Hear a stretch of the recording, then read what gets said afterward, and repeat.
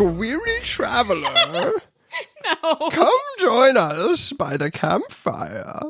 'Tis a dark night, and surely where you could warm yourself. So welcome back to our campfire stories. I don't know who that old guy was there, but we have successfully shooed him away. Yes, Campfire Stories. This is our kind of bonus show where we talk about various topics related to literature or not. It is related because yes. This time we're going to talk about movie adaptation. Yay! Not necessarily just movies, but on screen. Yes. Screen adaptations of literature. Sure, because I'm sure we'll think of something that was a TV show. Y'all know what we mean. Hopefully. So yeah, to start us off, why are movie adaptations generally bad? I do have thoughts about this. I know this is my question coming into this. Something that I think is a mark of good writing, which is when a book is written for the ear, which I think is better writing. Whereas movies, you definitely have to write for the eye. I think there's a lot you miss out in movies. I think there's a lot of the internal thoughts and etc. of characters and the emotional processes they're going through that you can't really get in a movie. I think they're both just wildly different mediums with their own strengths and weaknesses. But yes, I think part of the problem is doing an adaptation that is by the book often doesn't translate well to a different medium. But at the same rate, a lot of times the reason that adaptations are bad and not beloved by the fans is because they change too much. Sure. So I think it's a very delicate balance of maintaining the soul of the book while translating it to a new medium. So I do think like a lot of us do have the same reaction of when you are a fan of a book and you hear that it's getting turned into a movie, your response typically is It is not usually one of excitement. No. And there's a million examples of that. Like, to go back to my point of like being able to be within the character's mind and such, I think an example of that I have is the Ender's Game movie, where so much of that book takes place inside the protagonist's head. Yeah. And is about what is going on that not everybody else can see or hear or whatever it is. There's no good way to translate that to a film. Especially if you have a protagonist who is very blank-faced as a character. Like, if it's important for their character and personality to not be super expressive, that's really bland and hard to do on screen. Right. Because you lose so much. Do you think there are any movies that are bad movies because they followed the book too much? Ooh. I know, like, I'm trying to think of some. I've never heard that specific question. Yeah.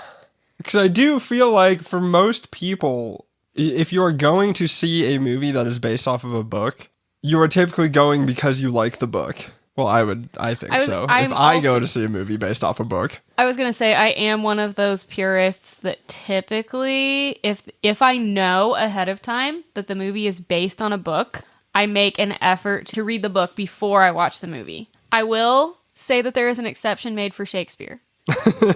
And that is purely because if I'm going to read a Shakespeare play, first of all, you can't just read a Shakespeare play silently. You need to read it out loud. So that limits the scenarios in which you can read it. That's me. If you say so. That's me. I absorb it better when I read it out loud. Sure. But I also think it's easier to follow if you've watched a movie version or a play version of it, even if it's bad. I don't think Shakespeare is fair because Shakespeare was not written to be read. It was written to be seen. Like, it is, those were designed as plays. I know. Like, that's why I read it out loud and I perform I get that, it to myself. I think in the conversation of movie adaptations, I don't think Shakespeare adaptations are fair. It's not fair to do a play. Yeah, like, of course those are going to translate well to movies. Not that every Shakespeare adaptation is good. No, there's some rough ones. I haven't seen most of them, nor do I care to see most of them. I've seen at least 5 versions of Hamlet. Why? I don't know. I went through a phase. Is that the to be or not to be one? No, that's Macbeth. Is it? No. Well, now you have me questioning everything I know about Shakespeare, and I don't know. Which one's Hamlet is the Alas, Poor Yorick, I Knew Him, Horatio. That one. Cool. Where he holds a skull in a graveyard. I know there's a skull in Macbeth. I know his dad's dead. Yeah. No, the Alas, Poor Yorick. Yorick is the skull. Is Yorick his dad? No. But his dad's dead and there. Yeah, his dad's a ghost. Yeah, okay. Is that the one where Rosencrantz and Guildenstern are there? Who are they? Rosencrantz and Guildenstern Are Dead is another play that is based on two background characters in Hamlet, which I've also read. By Shakespeare? No. It was written in like the 60s or something. By Shakespeare? No. Oh. When was Shakespeare alive? We're going to get back to, movie adaptations. Do you have any that come to mind? Where, like, for that question? That you think the reason it is bad is because it follows the book so closely? I don't think I have an example of that, to be honest. I'm sure it exists. Yeah. Most romance books. The Notebook. Have you read The Notebook? No. Have you seen The Notebook? No. I have standards. Well, then, I don't think it's fair to drag them into this. Fine. I think to talk about it, you have to have read and watched. No, okay, no. We can have... No, that's... You're gonna everything say this. I have written down. I have read it. And I have read it it and watched it. Like what? Twilight. Okay, that's true. I read the first book, and then I watched the movies multiple times because they are so fun to make fun of. Twilight, I won't lie, might be one of my favorite movies. See? This is what I'm saying. It is one of the cases of a book being better than the movie. There's a lot of cases of that I feel I'm sorry, though, the movie being better than the book. The movie being better than the book? There's fewer of those. Yes, there are. I know we talked about a few. Stardust is the one that always comes to my mind. Mm-hmm. And I think... Which, if you haven't seen or read Stardust, I would recommend watching the movie over reading the book, to be honest. Yeah, I think there are obviously there's some backstory that you get in the book. Sure. Or some extra details that are filled in that when you watch the movie, you're like, why is that character doing this? Or, right. It's not super clear. Why is there a way too graphic sex scene in, like, the first chapter? You see, that's the other thing I was going to say is I remember when I read Stardust, I got it at the library, and it was in the young adult section. Yep. And I read that first chapter or two, and I hit that sex scene, and I remember closing the book for a moment to look at the sticker and go, are we sure? I thought that I got this in the young adult section. I did get this in the young adult section. Nice. I don't think it's supposed to be there. Sure. Because also the rest of the book is perfectly clean and normal and fine so and like bizarre. fairy tale-esque. It's for if you have no idea what Stardust is, it's by Neil Gaiman. It's a fantastic, just fairy tale-esque fantasy book. Yes. With a lot of that kind of, making a deal with witches and hags, and a star came down and it was a person, and that kind of stuff. Which, and very well written. Yes. The prose is fantastic, except for like that first chapter. Where you're just like, why is this here? This is my problem with all of Neil Gaiman works. Every book I've read of his, there is always, and I was double checking because I couldn't remember if I read like Coraline, which I have not. But so every one of his books that I've read, there's some unnecessary sex scene in it. Which does make sense given some of the allegations. Yeah. And it sucks. Because he's a very good writer. Yes. And he's a pervert. Unfortunately. They all are. I don't say that. I hate it when I find that out. Do I need to remind you of our book club? Good point. We did have a book club at one point that we were both in, where we made it a point of reading books that nobody in the group had read. But we got to rotate through. Each person would select a book. And we did have a long stretch where we could not find a book that did not, in some way, have some form of pedophilia.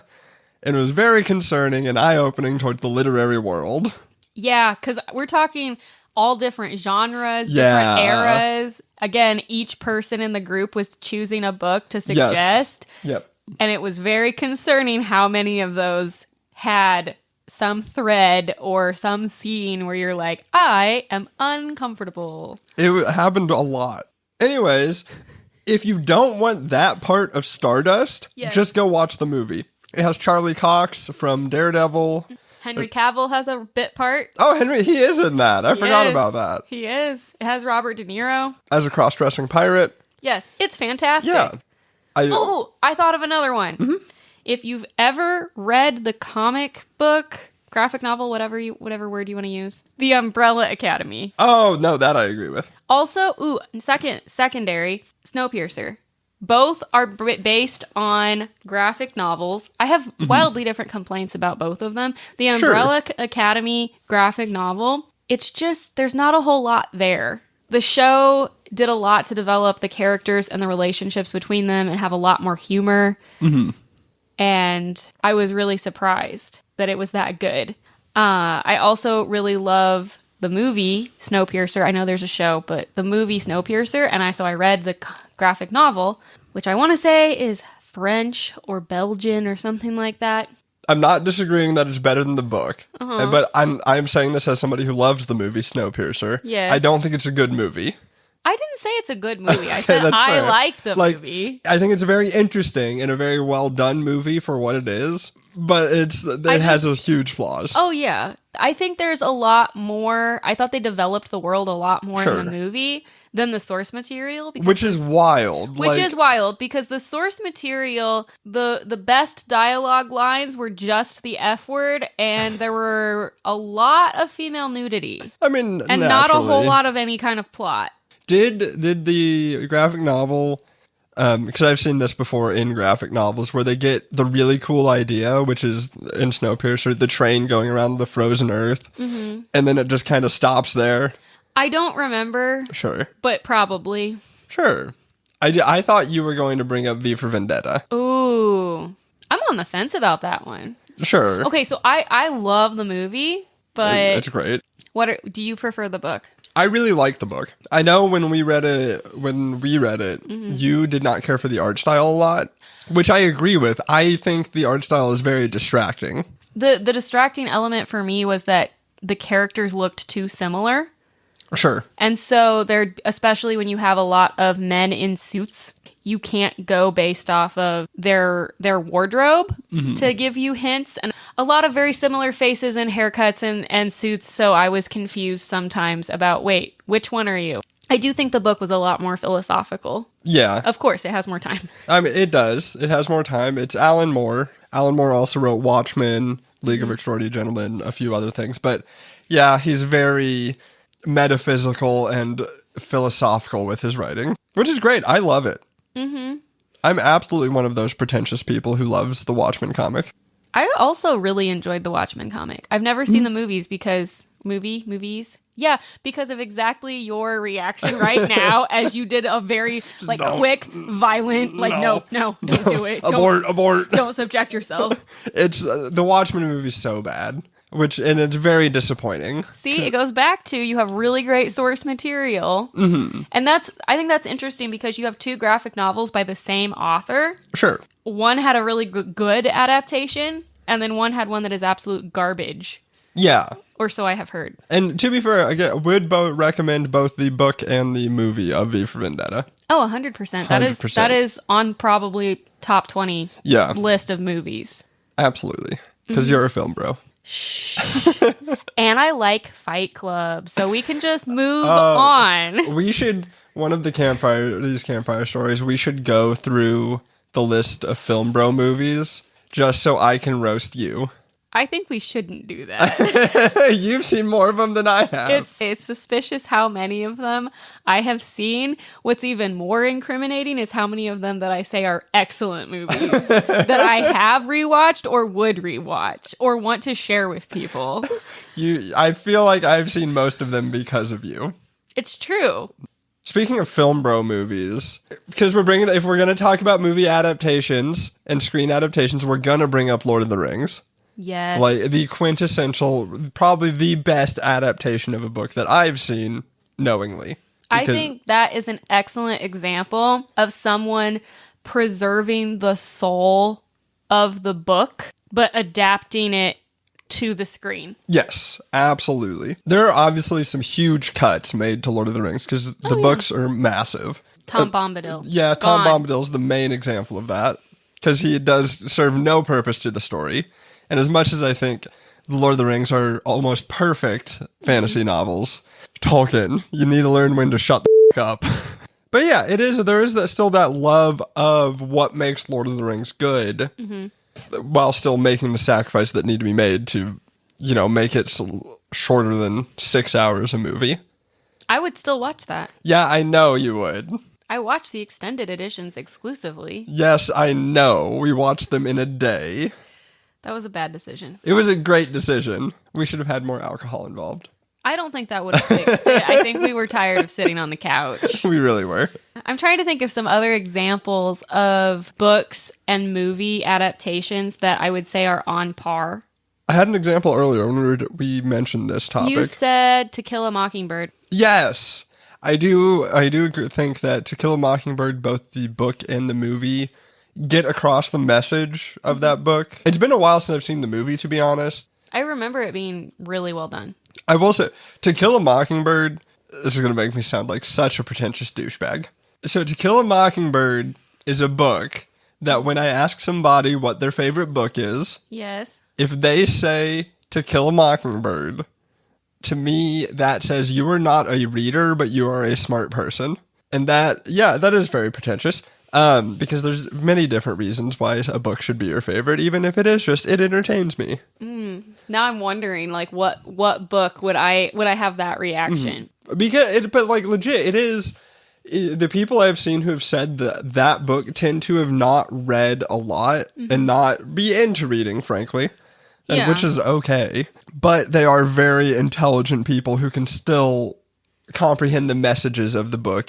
Sorry, I got all these examples. I just glanced over. You want to know what one of the worst examples of an adaptation is? I see it on the shelf. Aragon. Oh my God, that movie was terrible. Uh-huh.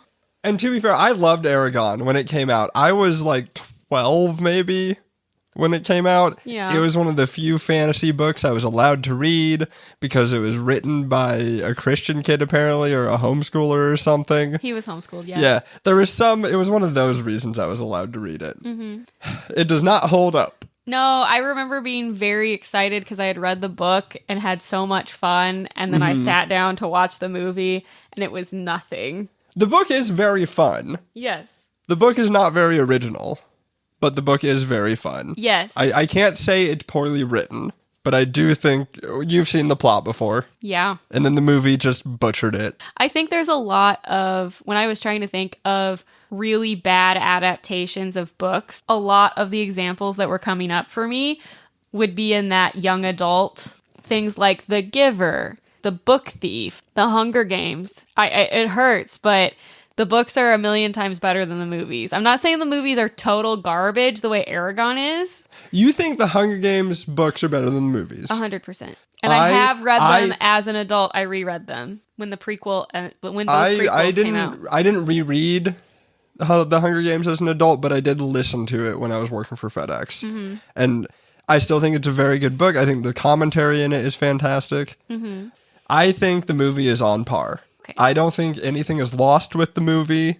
I think it's very entertaining, the movie. I love a Death Games, so just give me another one. It's okay. We'll go see the prequel when it comes out. The next the one about Haymitch? Yes. The one I'm actually excited about? Yes. Oh, hell yeah. If he is not holding his guts in, that is like the main thing I remember is him holding his guts in and then having a whole paragraph about that at the end of it. Was there a book with this one? Oh, yeah. It's based on a book. Did you read it? Yeah. Is he holding his guts in at the end of it? I don't remember. That didn't have any. Where's my continuity for a single detail that doesn't matter to anybody, but I remember it? That is not the detail I was hung up on. I was hung up on the fact that he figured out how the dome or whatever worked and threw an axe in just the right way that it bounced back and hit and killed the last person. He's a YA protagonist. And I enjoyed that. I do think with the YA genre in those movies, which I think we're seeing a lot less of them now, but there certainly was a pop. And I think part of it is, unfortunately, money. It's because teenagers would go to their parents and say, give me money to go to the movies. And these are the movies that teens would pay for. It's like the early 2000s and 2010s. The things I'm thinking of, like beautiful creatures and Sure. Beastly and The Maze Runner and Ender's Game. And, Oh, God, The Maze Runner. yeah. But all those movies were targeting that teen audience, and they were not great for the most part. No, they weren't. But you are banking it on the fact that these kids have read the books. Right. Which I do think is interesting. Well, not even that. At least that the kids who have read these books will drag their friends to go see this movie. True. And I do think out of those, Hunger Games is the only one that is actually worth seeing.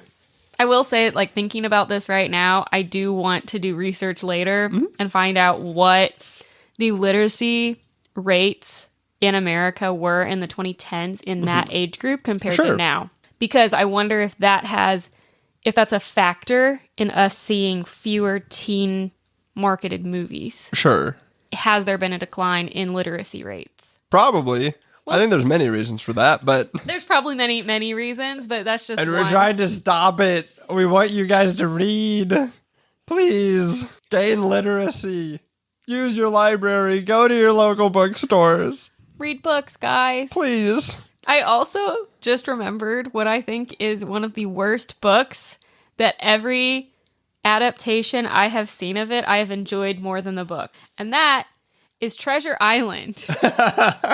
I hated that book. I remember reading that book. I don't know how old I was, maybe like 14 or something. And I remember being so offended because Robert Louis Stevenson managed to make pirates boring. I have never read Treasure Island? Yeah, Treasure Island. I wanted to say Pirates of the Caribbean, and like, that's not it. Because I have read the novelizations of those. Me too. I've only read, I think, Curse of the Black Pearl. Oh, wait, you read the novelizations and not the prequel that's like 400 pages? Absolutely not, but I will now. It's incredible. Is that the one about Jack Sparrow being a slave trader? He never was a slave trader, but it is about you find out why he owes 100 souls to Davy Jones. Oh, I'm so down. It's so great. What was I talking about? Treasure Island. Treasure Island. Yeah. I never read Treasure Island, but my father read that to me as a kid. That was one of the first books I remember him reading to me, along with the very first one was Robinson Crusoe.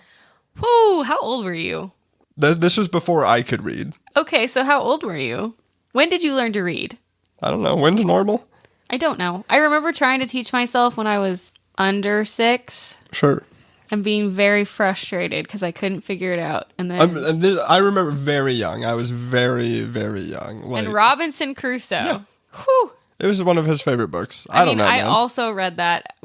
There was a read aloud of that when I was a kid. But I was not under 6. I know that. Well, I read like Lord of the Rings when I was 8, and I knew there was before that. I know he read it to me before I could read. To get back on track. Yes. Yes, Treasure Island, bad book. Every movie adaptation, including the Muppet one, is better than the actual book. The Muppet Treasure Island is not better. They're just better than the book. It's better than any other adaptation of Treasure Island. How many other adaptations have you seen? One. Which one? You know which one. Treasure Planet. Which is also up there. Yeah, Treasure Planet's great. Muppet Treasure Island is one of my favorite Muppet movies too, which I am a huge fan of the Muppets. You know this. It's true. And Muppet Treasure Island is one of the best ones. I'm real partial to the Christmas Carol one. But that's so good too. The Muppets are just great. Those are the only 2 Muppet movies I've seen. The Muppet Show is on Disney Plus, isn't it? It is. Oh my God, I could be watching the Muppet Show instead of recording this episode. Oh, I gotta go, guys. No, you don't. You have to answer a question that you asked me like an hour ago. You said, do you think that the prevalence... I'm going to throw this pen at you. Time to dress up right. Ow. Okay. Do you think that the prevalence of adaptations has changed the way that authors write? Yes. Is that why you asked me that question? Partially. I don't feel like I've read enough modern fiction and then watched the movie adaptations to have a clear understanding of that. And I think that the books and movies that come to mind, for instance, a lot of it is, I would say, more vaguely literary chick lit. Sure. Stuff like Where the Crawdad Sings, where I've seen the movie, but I haven't read the book. Mm-hmm. So I don't feel like I can speak to how cinematic the writing in the book is. Sure. Do you have any examples that come to mind? Well, I think one we just talked about is Hunger Games. I think this comes from this question when I posed this earlier to you. Mm-hmm. It comes from a frustration I have with a lot of writers where I don't know if I said this earlier in the episode, the writing for the ear thing. Yes, you mentioned it. Sure. I think going back to that, I guess, I think there is too much writing for the eye when you should be writing for the ear. In my opinion, as somebody who is... That is fair. Some of the popular books I have read in the last couple of years, I definitely feel that. But I think, like with Shakespeare, like we mentioned with Shakespeare, you like to read Shakespeare aloud, which is, yes, you should. If you are reading Shakespeare by yourself, I 100% agree.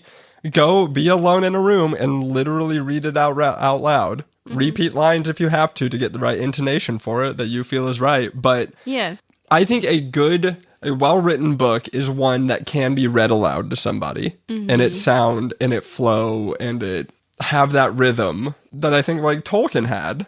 Not entirely. He does get bloviate a lot. But there's a specific passage, I think it's from Two Towers, that is talking about well, actually, no, it's probably from Return of the King. Talking about Faramir and Éowyn standing on the ramparts of Minas Tirith or whatever after... Yeah. Whenever it is. And it is just one of the most beautifully written, love scenes where it's just two people and talking about their love for each other. I think it's fantastic and can be read aloud, much like Shakespeare. Yeah. And I think too many books, and I think we have examples of them that we've read, both on the podcast with this past one, The Undertaking of Heart and Mercy, I think 100% is written for the eye. I think The Hunger Games was written for the eye, which is fine. I am not saying that saying that in a way that means it is a mark against those books. I think there are examples of it being done well and being done poorly. For sure. I know I asked this because you're a librarian. This has been said on there because I know you don't deal because of your department, you don't deal specifically with circulation and what's coming in and out. Yeah. But I didn't know if from that perspective you have seen a shift at all. And I know that might be hard because we talk about fiction mostly and the library has... everything. Hey guys, the library has everything. Go to the library. I think the thing that is most interesting in terms of noticing a shift, because like you said, I don't work in circulation, so I don't have that firsthand experience of what is the trends that I notice firsthand. But I do think it's really interesting to watch on our website. We have a little book covers of the New York Times top 10 or whatever that links to our catalog where you can, check those out or more likely put them on hold because they're popular and everybody's reading them. But I think that's really interesting because we have one for fiction and one for nonfiction. Okay. And that is very illuminating. I look more at nonfiction because I think that is more clear to see shifts in culture. I think that's been very cool to see, oh, I know this is a big topic in the news lately, and oh, hey, look, it happens to be in the top 10 New York Times nonfiction on the library website. Are there any books you've read that you think were specifically written just to be made into a movie? Ooh. I do think most of those YA books we were talking about earlier were. I think a lot of them are. I will say, with the example of the Hunger Games, and I am just using that also because I have reread those as an adult instead of me thinking back to things I read when I was 15. Rereading the Hunger Games, I do think that the original trilogy, that part of that issue is just an immature writer, a new author. Because when I read her first prequel, A Ballad of Songbirds and Snakes, which came out I don't know, probably at least a decade after the trilogy ended, I was blown away by how much more mature her writing was, how much more complex the sentences were, and that's awesome. I really appreciate when you can see an author grow and become better in their craft. Yes, because I got really excited when the prequel came out. I read that, and then I was like, oh, I'll go back and reread The Hunger Games because I haven't read them since I was a kid.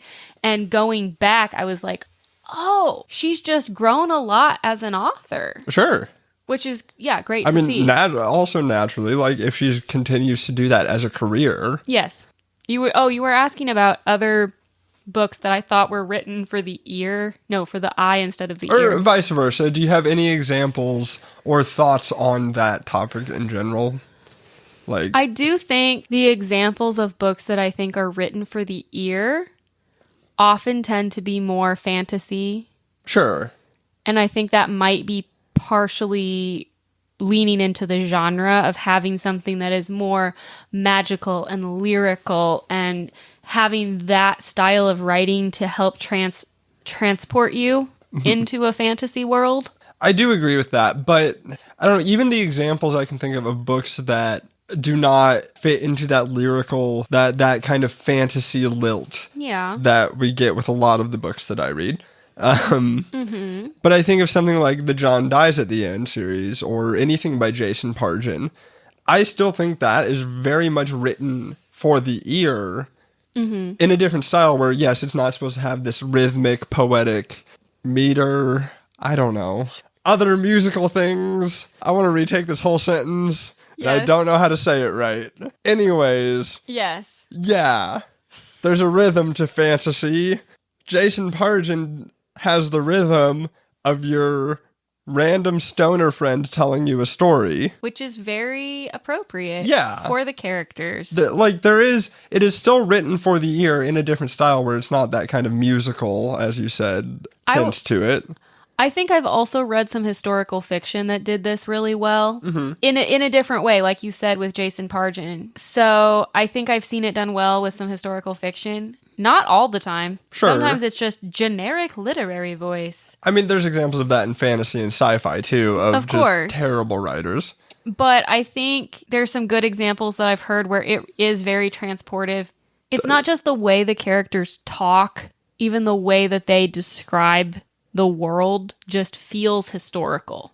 When they nail the narratorial voice, when it is the protagonist who is narrating this, whether it's from a third person's perspective or from a first person perspective, but that does include it in the way that they do describe things. Yeah, is included in that narratorial voice. The example I'm thinking of in particular is, I have not reread this in a long time, but it's called The Gods of Gotham.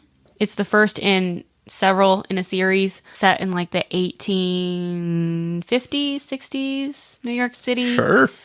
But it does help because it is written in first person, that the protagonist is a detective who's also practicing to be an author. So he writes out all of his own stuff. And so I think it's probably easier when you have that first person perspective to nail that character's voice and use that as the vehicle. I think what I was trying to say, I think I've got it, to build off of your point, where, like you said, where they're nailing, oh God, we gotta hurry, our brownies are almost done, where they're nailing the voice in which the main character would speak. I guess what I mean is, I still think that is writing for the ear in that it is writing in a way that it is the main character telling this story to you. And sometimes that is the exact opposite of things I've praised, like being rhythmic and poetic with the language. Yeah. But that still can be written for the ear in, like I said, I keep repeating myself. I'm sorry. Do you have any further points? Anything you want to say about adaptations in general? Watch Stardust. Don't read the book. I mean, I think you can read the book. Just be prepared for a very out of place graphic scene in an otherwise definitely young adult fairy tale. Yep. Watch all of Twilight. Charlie Swan is a saint. Yes, watch all of Lord of the Rings. You owe it to yourself. And read them. Don't watch Fight Club. Hey, hang on. I will say I tried to read Fight Club and I lasted about a page. Oh, really? Oh, that's the brownie alarm. We gotta go. Bye-bye. Farewell.